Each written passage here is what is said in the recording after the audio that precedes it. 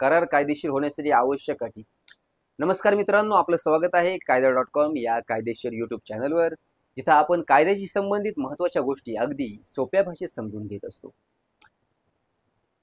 तर आज आपण जाणून घेणार आहोत करार कायदेशीर होण्यासाठी कोणत्या अटी आवश्यक आहेत. मित्रांनो, सर्वप्रथम जाणून घेऊया करार म्हणजे नेमकं काय. करार म्हणजे दोन किंवा अधिक पक्षांमध्ये झालेली एक कायदेशीर संमती जी कायद्याने अंमलात आणता येते. याला इंग्रजीत कॉन्ट्रॅक्ट असे म्हणतात.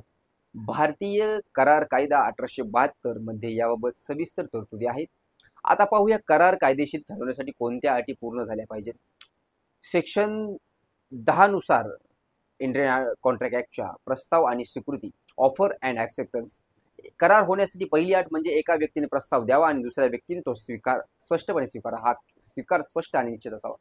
दुसरी बाब म्हणजे कायदेशीर संबंध निर्माण करण्याचा हेतू, intention to create legal relationship. दोन्ही पक्षांचा हेतू कायदेशीर परिणाम घडवण्याचा असावा. फक्त भावनिक किंवा कौटुंबिक वचनावर आधारित करार कायदेशीर ठरत नाही. तिसरी म्हणजे कायदेशीर प्रतिफळ, लॉफुल कन्सिडरेशन. करारामध्ये काहीतरी मूल्य असलेले प्रतिफळ असणे आवश्यक आहे.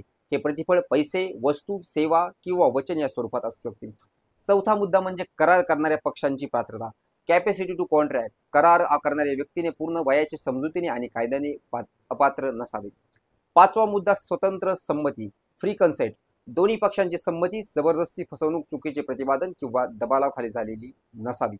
चौथा मुद्दा कायदेशीर उद्देश, लॉफुल ऑब्जेक्ट. कराराचा उद्देश कायदे विरुद्ध, नैतिकतेविरुद्ध किंवा सार्वजनिक हिताविरुद्ध नसावा.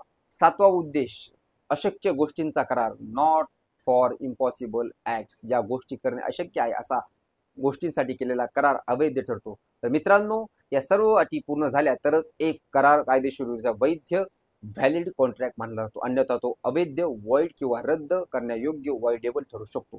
जर तुम्हाला ही माहिती उपयुक्त वाटली असेल तर चॅनलला लाईक करा, चॅनलला सबस्क्राईब करा, चॅनलला शेअर करा आणि अशाच कायदेशीर व्हिडिओसाठी पुन्हा कायदा.com या चॅनल फिरून परत या.